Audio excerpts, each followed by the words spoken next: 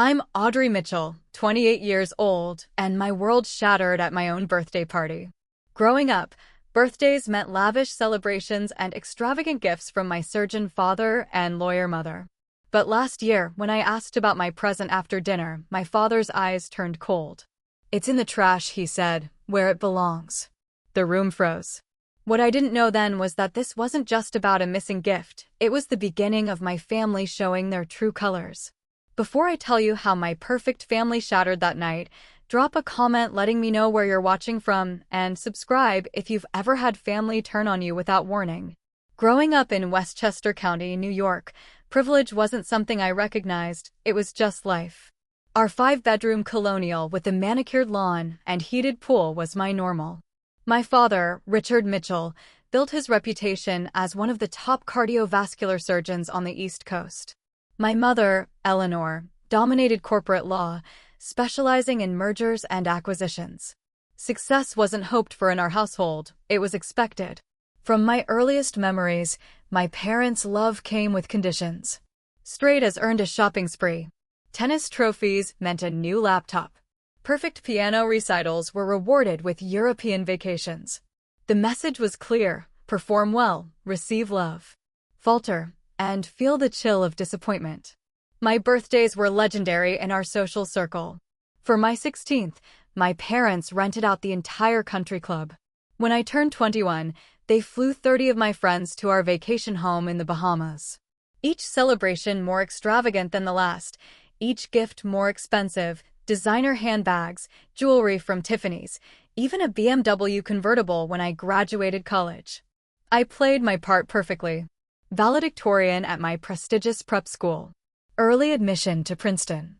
I majored in economics, minored in political science, and graduated summa cum laude. Everything according to the Mitchell family plan. After graduation, I stepped right into a junior analyst position at Goldman Sachs, arranged through my father's connections. For 5 years, I worked 80-hour weeks, climbing the corporate ladder, making my parents proud at every family gathering. Our Audrey, they'd boast, following in our footsteps. But something wasn't right. In the quiet moments between deals and networking events, emptiness grew inside me. I watched the senior executives with their hollow eyes and stress-induced health problems. Was this really success? Would another decade of this make me happy? Then I met Stephanie Chin at a charity gala.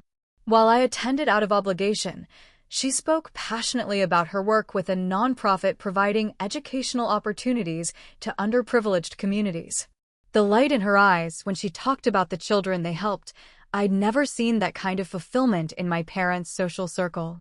3 months later, I made my decision. I resigned from Goldman Sachs and accepted a position as a program coordinator with Education Access Initiative, taking a 70% pay cut, but feeling truly excited for the first time in years. My parents' reaction was nuclear. "A charity job," my father had shouted during our dinner at La Bernardine. "We didn't spend $500,000 on your education for you to throw it away." My mother was more tactical. "Think about your future, darling. These little organizations fold all the time. Where will you be in 5 years? 10? What about retirement? What about your reputation?" For weeks, they alternated between cold silence and aggressive attempts to change my mind. Then, surprisingly, they seemed to accept my decision. "If this is something you need to get out of your system," my mother said during a Sunday call, "we understand. Just know you can always come back to the real world when you're ready." That's why, despite the tension, I felt hopeful about my upcoming birthday. Maybe they'd finally come to terms with my choice. My mother texted me the week before, "Looking forward to celebrating our special girl next Saturday. The usual suspects will be there. Don't be late." I replied with a heart emoji, feeling like maybe things were finally normalizing between us. The morning of my birthday, I spent extra time getting ready. I chose a forest green wrap dress that made my eyes pop and splurged on a blowout at the salon. Even on my reduced salary, I wanted to look successful, to show my parents I wasn't suffering from my career change. Driving to their house, I rehearsed stories about the scholarship program I was developing, hoping to make them see the value in my work. I imagined their grudging acknowledgement that maybe, just maybe, there were different paths to a meaningful life. I parked behind my brother James's Tesla in the circular driveway. Through the windshield, I could see the house lit up, people moving inside. A banner hung over the entrance, "Happy Birthday." My spirits lifted. Whatever our differences, family was family. This would be the night we moved past the tension. I couldn't have been more wrong. The heavy oak door swung open before I could ring the bell. Rosa, my parents' housekeeper of 15 years, greeted me with a warm hug that felt more genuine than any I'd received from my family lately. "Happy birthday, Miss Audrey," she whispered, holding me a moment longer than usual. Looking back, I should have noticed the sympathy in her eyes. The foyer buzzed with conversation and classical music, Bach, my father's preferred background for social gatherings. I spotted familiar faces, my father's golf buddies, my mother's fellow board members, a few cousins. The usual suspects, as my mother had promised. "Audrey's here," announced my mother, gliding toward me in a tailored navy dress and pearls. Her smile didn't reach her eyes as she air-kissed both my cheeks. "You're 15 minutes late." "Traffic on the bridge," I explained, though I knew punctuality wasn't really the issue. My father approached, tumbler of scotch in hand. "The birthday girl finally arrives." His tone was light, but something in his expression made me uneasy. He gestured vaguely toward my face. "You look healthy." In Mitchell speak, healthy meant you've gained weight. I swallowed the retort rising in my throat. "Thanks, Dad." "You too." My brother James appeared with his fiancée Melissa. James, 2 years older and forever the golden child, had followed the family blueprint perfectly. Harvard Business School, and now junior partner at a top investment firm. Melissa, from an equally prestigious family, worked in art acquisition for wealthy clients. "Happy birthday, sis," James said, giving me an awkward side hug. Melissa offered a tight smile. "Is everything okay?" I asked, noticing their discomfort. "Just tired," James replied too quickly. "Big deadline coming up." I followed them into the living room and immediately noticed something strange. On the side table sat 3 wrapped gifts with cards addressed to my cousin Thomas, whose birthday was in March, my Aunt Patricia, born in August, and even one for James, whose birthday had passed 2 months ago. Not a single package with my name on it. "Mom went all out with the food," Melissa said, clearly trying to distract me. "The caterer brought those little tuna tartare cones you like." I nodded absently, still staring at the gifts. Birthday celebrations in our family always included presents displayed prominently. Their absence on my birthday spoke volumes. In the kitchen, I found my mother instructing the catering staff. "Mom, can I talk to you for a second?" She barely glanced up. "Not now, Audrey. We're about to serve the first course. It'll just take a second." I said not now. The sharpness in her voice made the nearest server flinch. "Make yourself useful and tell everyone to find their seats." Dinner was a masterclass in passive aggression. 20 people seated at the long mahogany table my parents reserved for special occasions, with me at the far end, not the guest of honor position I usually occupied on my birthday. The first slight came during the appetizer, a delicate scallop dish. "James," my father said, raising his wine glass, "I heard about the Westridge acquisition." "Brilliant move." My brother shifted uncomfortably. "Just doing my job, Dad." "Nonsense. Taking a $50 million company and turning it around in 6 months? That's the Mitchell touch." My father beamed with pride. "Eleanor, remember when I told you James had that special something? Even in kindergarten, he showed leadership potential." No mention of my recent success securing a major grant for our after-school program. "Audrey," my mother interjected, "how's the charity work going?" "Still finding it fulfilling." The way she said fulfilling made it sound like a communicable disease. "It's not charity, Mom. We're an educational nonprofit. And yes, we just received a substantial grant to expand our after-school programs into 3 more schools in the Bronx." My father snorted. "Grants. Handouts, you mean?" "Actually, Dad, we had to beat out 60 other organizations with our proposal. It was quite competitive." "I'm sure it was," he replied dismissively. "Speaking of competitive, did you hear Goldman promoted Lindsay Powell? Wasn't she in your year?" The dig wasn't subtle. Lindsay and I had started at Goldman together. Now she was on track to become the youngest female managing director in the firm's history. Good for her, I said, stabbing a scallop. As the main course arrived, roast duck with cherry reduction, my mother dominated the conversation with tales of her recent charity gala committee work. The irony wasn't lost on me. My mother could chair charity events and be praised for her community involvement, but my actual work in the community was somehow beneath the family dignity. When the server brought out the birthday cake, my favorite lemon with raspberry filling, my father stood to make a toast. My spirits lifted slightly. Maybe they'd saved the presents for after cake, as we sometimes did when I was a child. I'd like to thank everyone for coming tonight, he began, raising his glass. It's always special when we can gather our closest friends and family to celebrate milestones. I waited for him to mention my name, my birthday, anything about me. We're particularly pleased to announce that James and Melissa have set a date for their wedding. Next June at the plaza. Let's toast to their future. The table erupted in congratulations while I sat frozen, cake untouched before me. They had hijacked my birthday dinner to announce my brother's wedding date. After dessert and coffee, as guests mingled in the living room, I approached my parents, who were chatting with my father's hospital colleague. "Excuse me," I said, trying to keep my voice steady. "I don't mean to interrupt, but I was wondering, where's my present?" The room didn't exactly fall silent, but the nearest conversations dimmed as heads turned in our direction. My mother's smile remained fixed in place while my father's expression hardened into something I'd rarely seen directed at me: contempt. "Where's your present?" he repeated, his voice carrying just enough to draw more attention. "That's an interesting question, Audrey." My mother placed a hand on his arm, not to restrain him, I realized later, but in solidarity. "Your father and I discussed this at length," she said, her lawyer voice in full effect. "We decided that your present is in the trash, where it belongs." A nervous titter came from someone behind me. I forced a smile, certain this was some kind of bizarre joke. "Very funny." "Seriously, though." "I am being serious," my father cut in. "We purchased a rather expensive piece from Cartier. A bracelet with sapphires that match your eyes. Cost more than most people's monthly mortgage." My confusion grew. "And you threw it away? Just like you threw away your education, your career prospects, and our investment in your future." His voice rose with each word. "Why should we reward that kind of behavior?" The room was definitely silent now. From the corner of my eye, I could see my Aunt Margaret's horrified expression, James staring at his shoes, Melissa pretending fascination with her fingernails. "Dad, can we maybe discuss this privately?" I whispered. "Why? Embarrassed?" He took a step closer.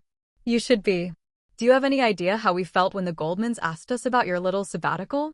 Or when the Prestons wondered if you were having some kind of breakdown?" Heat rushed to my face. "I'm not having a breakdown. I made a career change because I wasn't happy." "Happy?" My mother's laugh was brittle. "Happiness is a luxury earned after establishing yourself. Your father and I worked 80-hour weeks for decades before we had the security to pursue happiness. And I appreciate everything you've done," I said, struggling to keep my composure. "But I didn't want to wake up at 50 and realize I'd spent my life chasing something that didn't fulfill me." "Fulfill you," my father scoffed. "Such millennial nonsense.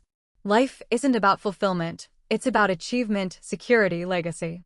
My mother stepped forward, her voice lowered to a stage whisper. "We had such hopes for you, Audrey. The Robertson boy is still single, you know. Managing director at Morgan Stanley, summer house in the Hamptons. But what respectable man wants a wife who works with underprivileged children?" She said the last words as if describing something disgusting. I looked around the room, seeking any ally. My eyes landed on James. "Did you know about this?" I asked him. He looked away, answering my question without words. "We're done subsidizing your little rebellion," my father continued. "The apartment, the car insurance, the cell phone plan, all of it stops tomorrow." Shock rippled through me. "You're cutting me off because I took a job helping children?" "We're cutting you off because you're throwing away your potential," my mother corrected. "Think of this as tough love." Love. The word felt bitter on my tongue. This isn't love. This is control. My father's face reddened. "You ungrateful." "Richard," Aunt Margaret interrupted, stepping forward. This is hardly the venue for this discussion. He turned on her. Stay out of this, Margaret. This is between us and our daughter. Your daughter whose birthday you're ruining, she retorted. My father dismissed her with a wave. Audrey needs to hear some hard truths. Starting with this one, we've amended our will. Unless you come to your senses and return to a suitable career path, your inheritance goes to James and responsible charitable organizations of our choosing, not your little homework club in the Bronx. Gasps rippled through the room. Even in our privileged circle, this level of public humiliation was unprecedented. You can't be serious, I said, my voice barely audible. Deadly serious, my mother replied. And there's more. We spoke with David Rothman at Education Access. My blood ran cold. David was the executive director, my boss. What did you do? I whispered. My father's smile was triumphant. Simply expressed our concerns about your mental health and stability. Mentioned your history of impulsive decisions. I don't have a history of impulsive decisions. That's not what Dr. Friedman will say if asked. He's treated you for anxiety since you were 16, hasn't he? Medical records can be interpreted many ways. The floor seemed to tilt beneath me. You're threatening to use my medical records against me? That's not just cruel, it's illegal. No one's threatening anything, my mother said smoothly. We're simply concerned parents looking out for vulnerable children. Would you want someone unstable working with impressionable kids? The pieces clicked together with sickening clarity. The canceled donor meeting last week. The postponed program launch. You've been sabotaging me. Neither denied it. Why? I asked, tears threatening. Why would you hurt me like this? Because you're hurting yourself, my father exploded. Throwing away everything we built for you. Do you think we pushed you all these years for our health? Everything we did was to give you advantages, to secure your future. To create a carbon copy of yourselves, I corrected, finding my voice. Heaven forbid I might want something different than corner offices and country clubs. My mother's eyes narrowed. You have no idea what the real world is like, Audrey. No idea what it takes to succeed. You think your little nonprofit will satisfy you when you're living in a shoebox apartment at 40? When your friends are vacationing in Europe while you're clipping coupons? Maybe I value different things than European vacations. Then you're a fool, my father said flatly. And we won't stand by watching you ruin your life. The gathering had become a horrible spectacle, guests pretending not to watch while witnessing every moment. Shame and anger battled inside me. So that's it? Fall in line or be excommunicated from the family. We prefer to think of it as incentivizing good decisions, my mother said. I looked around at the faces I'd known all my life, relatives, family, friends, my own brother, all silent, all complicit. Say something, I pleaded to the room at large. Anyone? No one did. Not even James. And in that silence, something broke inside me, and something else hardened. The grandfather clock in the hallway ticked loudly in the silence, each second stretching painfully as I stood before my family and their friends, publicly humiliated on what should have been a celebration of my life. 28 years of memories flashed through my mind. The piano recitals where my missed notes earned tight smiles and remedial lessons rather than encouragement. The A- in calculus that led to 2 weeks of silent treatment. The Harvard rejection letter that my father taped to the refrigerator until Princeton's acceptance arrived. The time I'd wanted to major in English literature and was informed that the Mitchell Education Fund didn't pay for hobby degrees. All those years, I'd believed it was love, demanding and perfectionistic, but love nonetheless.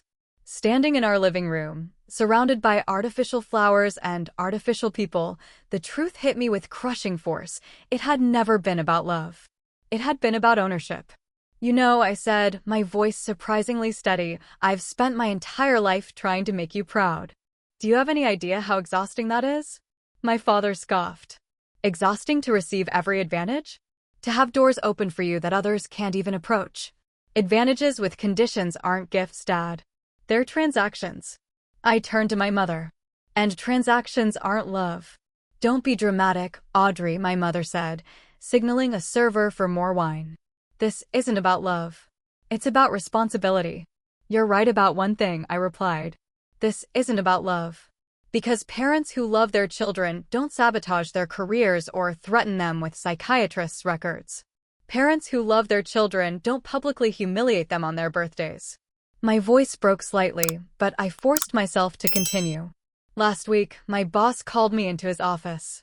He said a board member had received concerns about my mental stability. Said there were rumors I'd left Goldman after a breakdown. Projects I'd worked on for months were reassigned. I couldn't understand why. I looked directly at my father. It was you, wasn't it? You couldn't stand that I'd chosen a different path, so you tried to destroy this one too. His silence was confirmation enough. You didn't just throw away a bracelet. You tried to throw away my reputation, my credibility, all because I wouldn't be your puppet. That's enough, my father said sharply. You're making a scene. I'm making a scene? A bitter laugh escaped me. You hijacked my birthday dinner to announce James's wedding date. You told everyone you threw my present in the trash. You announced changes to your will in front of 24 people. But I'm making a scene. Movement caught my eye, James stepping forward, finally. Hope flared briefly. Audrey, maybe you should calm down, he said quietly. Let's discuss this as a family later. The betrayal stung like a physical slap. As a family? We're not a family, James. We're a corporation. Mitchell & Sons, except I was never meant to be more than a subsidiary. My mother sighed dramatically. This is exactly the emotional instability we're concerned about. Something snapped inside me. 20 years of suppressed rage and hurt surged through my body. Emotional instability? I stepped toward her, hands trembling. You want to see emotional instability? How about the time you didn't speak to me for 2 weeks because I gained 5 pounds before Cousin Sarah's wedding? Or when Dad threw my acceptance letter from the Peace Corps in the fireplace? Or how about the time you told me my college boyfriend wasn't Mitchell material and had him investigated by a private detective? Shocked murmurs rippled through the room. These weren't stories I'd shared with our social circle. That's ancient history, my father dismissed. It's a pattern, I corrected. A lifelong pattern of control disguised as concern, manipulation disguised as guidance. And I'm done with it. I turned to the assembled guests, no longer caring about decorum or appearances. Thank you all for coming to witness my parents' latest attempt to break my spirit. I hope the food was worth the discomfort. Audrey Elizabeth Mitchell. My mother's voice cracked like a whip. You will not speak to our guests that way. Or what? You'll throw away another bracelet? Cut me from the will again? Destroy another career opportunity? I laughed, and it sounded foreign to my own ears, wild and free. You've played all your cards, Mother. There's nothing left to threaten me with. The realization washed over me like a wave. They had no power over me anymore. For what it's worth, I continued, addressing the room. The work I do matters. Last month, one of our students got accepted to Columbia, first in her family to attend college. Last week, our coding club kids placed first in a citywide competition. Every day, I help bright, deserving children access opportunities they'd otherwise be denied. If that makes me a disappointment in this house, I wear the label proudly. My father stepped toward me, his face contorted with rage I'd never seen directed at me before. You walk out that door, you're no daughter of mine, he said, voice low and dangerous. I met his gaze steadily, this man I'd feared and revered my entire life. I was never really your daughter, I replied softly. I was your investment. And now I'm cutting my losses. I turned to leave, then paused, looking back at the silent room. The saddest part is, I would have loved you without all the achievements, without the perfect grades or prestigious jobs. I would have loved you simply because you're my parents. I wish, just once, you could have loved me the same way. Then I walked out of my parents' house for what I thought would be the last time, leaving behind the only world I'd ever known. The highway blurred through my tears as I drove aimlessly, the evening's events replaying in my mind like a horror film. My phone buzzed repeatedly, texts from James, a voicemail from Aunt Margaret, even one from Melissa, but I couldn't bear to listen to any of them. What could they possibly say that would undo what had happened? I ended up at a Holiday Inn off the interstate, checking in with puffy eyes and a credit card I prayed still worked. The room was sterile and impersonal, beige walls, generic artwork, the faint scent of industrial cleaner, but it felt safer than any place with connections to my family. Sitting on the edge of the bed, I finally allowed myself to break down completely. Guttural sobs tore from my chest, years of repressed pain flooding out until I couldn't breathe. I cried for the little girl who'd measured her worth by her parents' approval, for the teenager who'd sacrificed her own dreams to fulfill their expectations, for the adult who'd finally found purpose only to have it threatened. Morning came with swollen eyes and a notification from my banking app, unusual account activity. My checking and savings accounts had been emptied, with only the minimum balance remaining to keep them open. My parents hadn't wasted any time. Next came an email from my landlord. Apparently, my parents had been the guarantors on my apartment lease, a fact I'd forgotten since signing the papers 2 years earlier. They'd contacted him to remove their guarantee, and without their backing, my nonprofit salary didn't meet the income requirements. I had 30 days to either find a qualified cosigner or vacate. By noon, my cell phone service was cut off. By 3, I received an email from American Express that my card had been canceled, the one my parents had added me to when I was 16. I'd never bothered getting my own. I spent that night curled on the hotel bed, laptop open to my meager bank account, calculating how long I could survive on my savings. Even with extreme frugality, I had maybe 2 months before financial catastrophe. The next morning, I drove to Education Access Initiative, determined to throw myself into work, the one area of my life still under my control. As I entered the office, conversations hushed. Sarah from accounting wouldn't meet my eyes. Jen from program development suddenly needed to take a call when I approached. David Rothman, the executive director, called me into his office before I could even reach my desk. "Audrey," he began, discomfort evident in his posture. "I was going to call you today. There have been some concerns raised." My stomach clenched. "About?" "Your role on the Bronx expansion project." He shuffled papers needlessly. "The board feels we need someone with more experience handling the Robertson Foundation grant." "The grant I secured?" My voice rose. "David, I built that relationship from scratch. I wrote the proposal that beat out 60 other organizations." He winced. "I know, and your work was exceptional. But certain board members have expressed concern about your stability." The word hung in the air between us, the same word my mother had used. "This is because of my parents, isn't it?" I asked flatly. His silence confirmed my suspicions. "They're major donors to the Robertson Foundation, I guessed. And they've been telling people I'm unstable." David sighed. "Your father called our board chairman directly. Said you'd left your previous job after some kind of breakdown, that you'd been treated for psychiatric issues since adolescence. He presented it as concern for the organization, said he didn't want to see us embarrassed when you inevitably had another episode." The calculated cruelty took my breath away. And the board believed him without even speaking to me? "The Mitchell name carries weight, Audrey. Your father's on the boards of 3 major foundations. When someone like that raises concerns..." He spread his hands helplessly. "So I'm being fired." "Not fired. Reassigned. To the development team, working on smaller donor relationships. A demotion. A public one at that. And the Bronx project? Marcus will take over as lead." Marcus, who'd been with the organization 3 months. Who'd contributed nothing to the grant proposal. I stood, legs shaking. "I quit." "Audrey, don't be hasty." "Hasty?" I laughed bitterly. "My parents just destroyed my reputation to punish me for making my own choices. Your response is to demote me without even asking for my side of the story. What exactly should I stay for?" I walked out with a cardboard box containing the sum total of my professional life, a plant, a framed photo of students from our Harlem program, and a coffee mug reading "World's Best Program Coordinator," a gift from those same students. Outside in the parking lot, I called the only person I thought might still be on my side, Stephanie Chen, the friend who'd introduced me to nonprofit work. Her response chilled me further. "I'm sorry, Audrey, but I can't really talk right now," she said, her voice tight. "I heard what happened. Your father called my boss too." "What? Why would he call your organization?" "Apparently to warn them about associating with you. Said you were experiencing some kind of psychological break, that you'd been making concerning statements." My director suggested I keep my distance until things blow over. One by one, my support systems collapsed. Former Goldman colleagues didn't return calls. Word had spread about my breakdown. College friends suddenly became too busy to meet for coffee.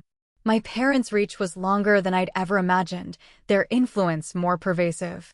By week's end, I'd moved out of my apartment, unable to qualify without their guarantee. My belongings went into a storage unit I could barely afford. I slept on a futon in my friend Taylor's home office, the only person who hadn't yet been scared away by my parents' whisper campaign. "They're saying I'm mentally unstable," I told Taylor one night, staring at the ceiling from my makeshift bed. Thought I had some kind of breakdown. The irony is, I was never healthier than when I left Goldman. For the first time in my life, I was making choices that felt authentic. Taylor, a graphic designer who'd never moved in the Mitchells' rarefied circles, was horrified by my parents' tactics. "This is abuse, Audrey. Plain and simple. I'm 28 years old. Can parents even abuse adult children? What would you call it when someone isolates you, threatens your livelihood, destroys your reputation, and cuts off your resources, all to control your behavior?" Put that way, the answer was clear. Rock bottom came 3 weeks after my birthday. Desperate for income, I'd applied for a program manager position at another nonprofit. The interview went brilliantly until the executive director received a phone call during our meeting. Her demeanor shifted instantly. "I'm so sorry, Ms. Mitchell, but we've decided to go in another direction." In the parking lot afterward, I called the only family member who might still speak to me, Aunt Margaret. Through tears, I explained what had happened. "They're everywhere, Margaret. Every job interview, every professional connection. They're salting the earth behind me." Her sigh carried decades of familiarity with the Mitchell way. "Your father's doing what he thinks will bring you back to the fold. In his mind, if you hit bottom hard enough, you'll return to the life he planned for you." "I'd rather live in my car," I said with sudden clarity. "It might come to that," she replied grimly. "The question is, how much are you willing to sacrifice for your independence?" That night, I considered calling my parents to surrender. The script wrote itself in my head. I'd apologize for my emotional outburst, blame stress and poor judgment, beg forgiveness. They'd take me back conditionally. My father would arrange a suitable corporate position. Life would return to its well-ordered misery. I got as far as dialing my mother's number before disconnecting. Some prices were too high, even for financial security. The email arrived on a Tuesday morning, 6 weeks after my family implosion. The sender, Dr. Rebecca Thompson, the former dean of students at Princeton and one of the few professors who'd seen beyond my carefully constructed perfect student facade. "Audrey, heard through the grapevine you might be looking for new opportunities. I'm consulting for the Turner Foundation on their education initiatives. Could use someone with your background. Coffee tomorrow." We met at a small cafe far from my parents' usual haunts. Dr. Thompson, Rebecca, as she now insisted I call her, listened without interruption as I explained the past 6 weeks. When I finished, she didn't offer platitudes or easy solutions. "What your parents are doing is unconscionable," she said simply. And unfortunately, not uncommon in certain circles. I've seen this pattern before: successful parents who view their children as extensions of themselves rather than autonomous beings. How do I fight people with their resources? Their connections. She considered this while stirring her tea. You don't fight on their battlefield. You can't win there. So I just let them win? Not at all. Her eyes held mine steadily. You create a different battlefield altogether. The Turner Foundation position wasn't glamorous, a 3-month contract coordinating research on educational inequity, but it came with 2 critical advantages: Rebecca's personal recommendation that bypassed traditional reference checks, and complete independence from my parents' sphere of influence. The pay barely covered my expenses, even with the drastically reduced rent I paid Taylor, but it offered something more valuable than money: purpose. For the first time, I worked without feeling my parents' evaluation hanging over every decision. 2 weeks into the job, I received a LinkedIn message from Marcus, my replacement at Education Access Initiative. "The Bronx project is falling apart," he wrote. "The Robertson Foundation is asking questions about the implementation plan. Nobody understands your documentation. Help. Part of me wanted to ignore it. They'd chosen my parents' influence over my contributions. But the project wasn't about me or my parents. It was about the students in the Bronx who needed those programs. Send me the questions. I'll draft responses tonight. My detailed explanations saved the project. Word got around. Other former colleagues began reaching out surreptitiously when they needed help understanding my previous work. I assisted from the shadows, rebuilding professional credibility one interaction at a time. Meanwhile, my parents launched new offensives. James called to check on me, transparently fishing for signs of surrender. Mom and Dad are just worried about you, he insisted. They say you're not returning their calls. That's because they're not calling James. They're waiting for me to crawl back begging forgiveness. His uncomfortable silence confirmed my suspicion. Look, he finally said, everyone's miserable. Just apologize. Take the position Dad arranged at Merrill Lynch. Things can go back to normal. Normal? I laughed without humor. You mean where I sacrifice my happiness to maintain access to the Mitchell family kingdom? No thanks. They're talking about selling your car, he warned. The one in your name, but that they've been making payments on. Let them. The freedom in that simple statement startled us both. 2 days later, my father himself called. I answered, heart racing, palms sweaty, physical evidence of conditioning so deep it had become autonomic. Audrey, he said, his voice unnervingly normal, as if the birthday disaster had never happened. Your mother and I have been thinking. Perhaps we were hasty. Hope fluttered traitorously. Hasty? We want what's best for you, even if we disagree about what that looks like. We're prepared to restore your accounts if you'll meet us halfway. What does halfway look like exactly? The Turner Foundation position is fine for now, he said magnanimously. But we'd like you to consult with Peterson at Goldman about returning next quarter. Just consultations, he added quickly. No commitment. The old Audrey would have jumped at this peace offering, this chance to regain financial security while maintaining the illusion of independence. But I recognize the strategy now, the slow reeling in of the line after letting the fish believe it had escaped. No, I said, surprised by my own steadiness.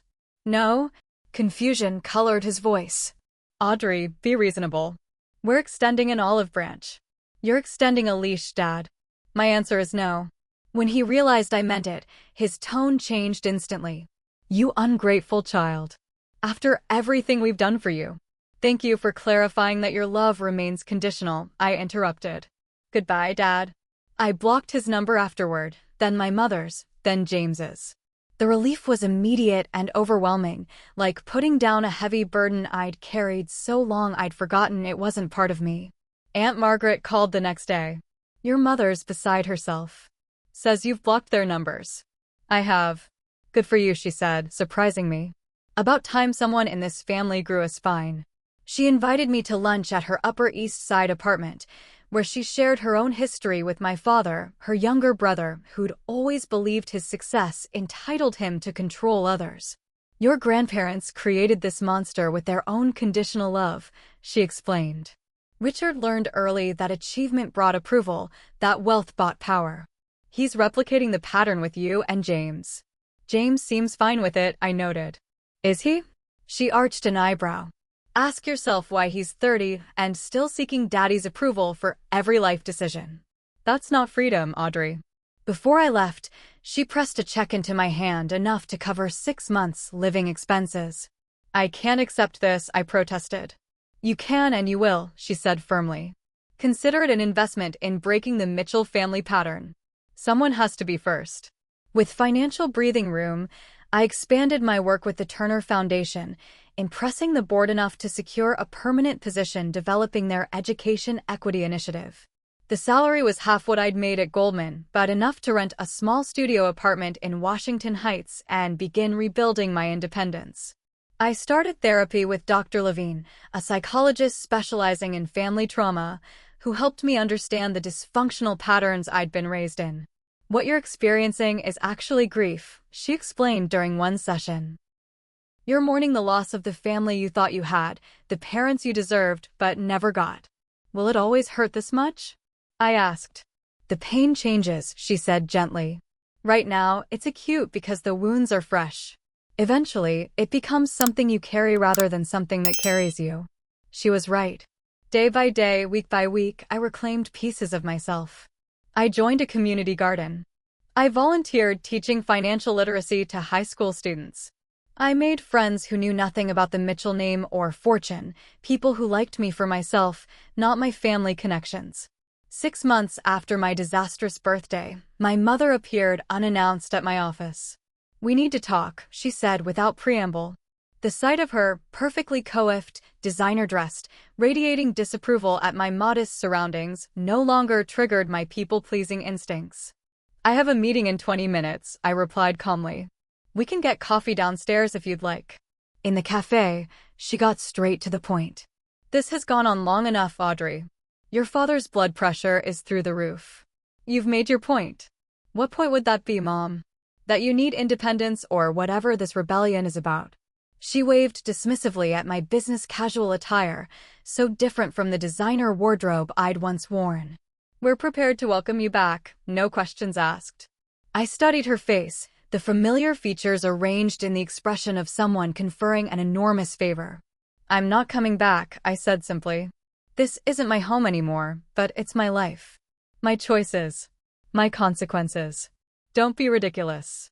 You're living in some shoebox apartment, working for nonprofit wages, cut off from everyone you've known your entire life.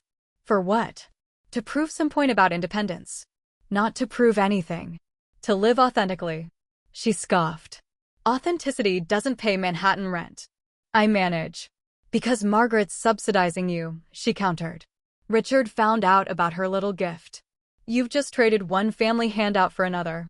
The difference is, Margaret's support doesn't come with control. She doesn't expect me to change my life to suit her vision." My mother's facade cracked slightly, revealing genuine bewilderment. "I don't understand you anymore, Audrey. We gave you everything. The best schools, the best opportunities, connections most people would kill for. Why isn't that enough?" For the first time, I saw her clearly, not as the powerful, intimidating figure of my childhood, but as someone whose own worth was so externally defined that she couldn't comprehend any other way of living. "Because love shouldn't be a performance review, Mom. Because I'm a person, not a project or an investment." She left shortly after, visibly frustrated by her inability to bring me to heel. But something had shifted in our dynamic. I was no longer the supplicant seeking approval. I was an equal saying no. That night, I celebrated my small victory by hosting dinner for new friends in my tiny apartment. We ate takeout on mismatched plates from the thrift store, drank wine from coffee mugs, and laughed until my neighbors knocked on the ceiling. It wasn't perfect. It wasn't luxurious. But it was mine, every imperfect, authentic bit of it. 1 year after the birthday that changed everything, I woke in my studio apartment to sunshine streaming through curtains I'd sewn myself during a crafting phase. The space was small, but distinctly mine, walls painted a soft sage green, furniture collected from thrift stores and Facebook Marketplace, bookshelves filled with volumes my parents would have considered frivolous. The woman in the mirror barely resembled the carefully polished version from a year ago. My hair, now cut into a practical bob, had natural highlights from afternoons in the community garden rather than expensive salon treatments. The perpetual anxiety that had tightened my features had softened. I looked younger, more relaxed, and infinitely happier. The Turner Foundation position had evolved into directorship of their Educational Equity Initiative, where I oversaw programs in 20 schools across 3 boroughs. The work challenged and fulfilled me in ways my finance career never had. Each success belonged genuinely to me, earned without family connections or privilege smoothing the path. My parents hadn't given up entirely. Every few months, they deployed new tactics, a chance meeting arranged at a charity event, flying James in to make emotional appeals, even having their lawyer contact me about urgent family business. That turned out to be another attempt at reconciliation on their terms. Each time, my response remained consistent. I would have a relationship with them as an independent adult or not at all. They could not buy their way back into control of my life. Their most recent overture had come through Aunt Margaret, who remained my only family contact. "They want to meet for lunch," she'd reported. "Your mother specifically said no strings attached." There are always strings with them, I'd replied. True, Margaret had conceded. But people can change when sufficiently motivated. Your absence has been difficult for them. Socially awkward, certainly, but I think it goes deeper. They miss you, Audrey, even if they don't know how to say it. After much consideration, I agreed to meet my mother, just my mother, at a neutral restaurant. Margaret would accompany me as a buffer. If this was another manipulation attempt, at least I wouldn't face it alone. Eleanor Mitchell arrived precisely on time, impeccably dressed as always, though I noticed new lines around her eyes, a certain hesitancy in her usually confident stride. You look well, she said after awkward greetings. Healthy. I am well, I confirmed. My work is going well too, in case you were wondering. I do wonder, she admitted. Often. Your father checks the Turner Foundation website regularly for mentions of your programs. This surprised me. Why would he do that? To see what you're doing, of course. She smoothed her napkin. We may not approve of your choices, Audrey, but that doesn't mean we've stopped caring. Caring and controlling aren't the same thing, Mom. So you've made abundantly clear. A flash of the old irritation crossed her face before she visibly reined it in. I didn't come to argue. I came because this estrangement has been harder than I anticipated. Margaret raised an eyebrow but remained silent, letting us navigate this delicate territory ourselves. It's been hard for me too, I acknowledged. But necessary. Your father doesn't understand that. He still believes you'll come to your senses eventually. She made air quotes with manicured fingers. He doesn't see that we might have made mistakes. Coming from Eleanor Mitchell, this qualified as a seismic admission. What mistakes do you think you made? I asked carefully. She hesitated, clearly uncomfortable with this level of self-examination. We may have been overly rigid in our expectations, too focused on external markers of success. And? I prompted. And perhaps we crossed lines when we interfered with your job. That was inappropriate. Not quite an apology, but for my mother, unprecedented. Thank you for acknowledging that, I said. It hurt deeply when you and Dad tried to undermine the work that means so much to me. She nodded stiffly. Your father still doesn't understand your choices, Audrey. He may never fully understand.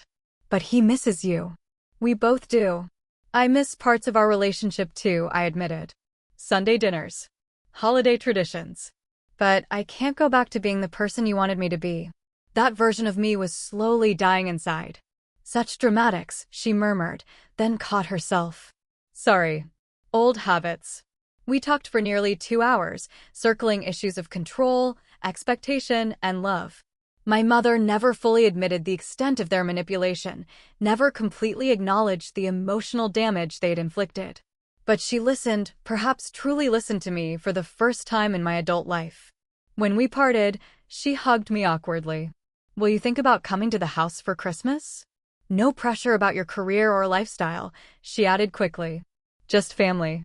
I'll think about it, I promised, making no commitments. Outside, Margaret squeezed my arm. Progress, she said simply. That evening, I hosted my own birthday celebration, the first I'd planned entirely for myself. No extravagant venue or expensive caterers, just a potluck dinner in my apartment with the chosen family I'd built over the past year. Taylor brought homemade lasagna. Zach from the community garden arrived with fresh-baked bread. Rebecca Thompson brought an expensive bottle of champagne. Some traditions are worth keeping, she winked. Coworkers, neighbors, new friends, people who valued me for who I was, not what I represented or achieved. As we squeezed around my small table, sharing food and stories, I realized something profound. I'd spent years believing that love required grand gestures and expensive displays. That connection came from shared status and achievement. That worth was measured in degrees and job titles and bank balances. But here in my modest apartment, surrounded by mismatched furniture and people from all walks of life, I'd found something my childhood mansion had never contained: genuine belonging. When it came time for gifts, they were thoughtful rather than expensive. A handcrafted mug from the pottery class Taylor and I had taken. A rare plant cutting from Zach. A first edition of my favorite poetry book from Rebecca. No gifts had been thrown in the trash. No love had been withheld as punishment. No connections had been leveraged to control my choices. Later, after everyone had gone, I sat by my window overlooking the city lights, reflecting on the year's journey. The path hadn't been easy. There had been moments of crippling self-doubt, nights spent questioning every decision, days when the financial strain made me wonder if independence was worth the cost. But sitting there, surrounded by the life I'd built for myself, I knew with absolute certainty it was. My phone chimed with a text from my mother. "Happy birthday, Audrey. Your father sends his love too in his way." Not an apology. Not a complete reconciliation. But perhaps a beginning of something new, a relationship between adults rather than owner and possession. I didn't know if we'd ever fully bridge the gap between their world and mine. I didn't know if they could ever truly accept my choices or understand my values. But I'd learned the most important lesson of all. My worth wasn't dependent on their approval. Sometimes the most valuable gift isn't wrapped in expensive paper or tied with silk ribbons. Sometimes it's the gift you give yourself, the permission to be authentically, imperfectly you. The courage to walk away from golden handcuffs. The strength to build a life aligned with your true values, even when that path is harder and lonelier than the one laid out for you. A year ago, I'd asked about a missing present and discovered an ugly truth. Today, I recognized that in losing what I thought I wanted, I'd gained what I truly needed: freedom to define success on my own terms. The ability to give and receive love without conditions. The joy of living an authentic life. That was a gift no one could ever throw away. What's your story of breaking free from others' expectations? Have you ever had to choose between comfort and authenticity? Drop a comment below and let me know. I read every single one. And if this story resonated with you, please like, subscribe, and share with someone who might need to hear that it's never too late to redefine your own worth. Thank you for being part of my journey, and remember, the most meaningful gifts often come disguised as our greatest challenges. Until next time.